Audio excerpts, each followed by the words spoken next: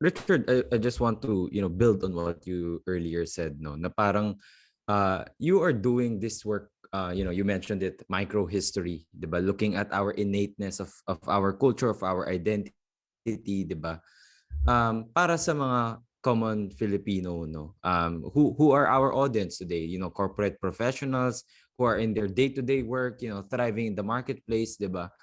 Why do you think this is still important? Why do you think is looking at the history of where you came from, the history of your culture, right? Yours being Chinese Filipino, 'di ba? Bakit to importante, sa mga the common audience right now? So there are certain things that have been passed on to me from the Chinese culture heritage. Now, I didn't know what the reasons were, what were the origins, So it's important to look back and to study history um, of what we are doing at home in terms of just rituals, practices. Why do we do certain things at home, which I think is important to know. Um, but other than that, things like why, like I mentioned, why is there discrimination between Filipinos and Chinese Filipinos? Why do my parents, or why did my parents, both of them, have passed? No? Or why did they and their generation look at Filipinos in a certain way, where they said, oh, mga Filipinos, mga tamad yan, mga don't be like them.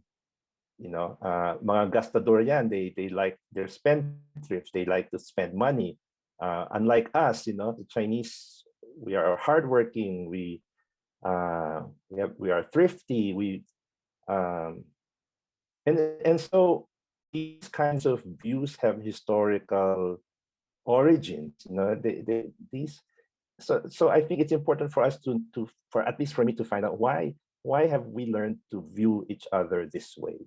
And by understanding what happened in the past, I think then we can understand the present. Because otherwise, when we don't question the present by looking to the past, we would think that everything we know currently is natural, is correct, that this has always been the practice, and therefore don't question it. But if you look back into history and say, and you can point out and see that things have not always been the way they are right now, then you have the you're empowered to change your own perspective. You could say to yourself, oh, I don't have to follow these beliefs because these are only created in the past for certain purposes, some of which may be good, but some of them may also be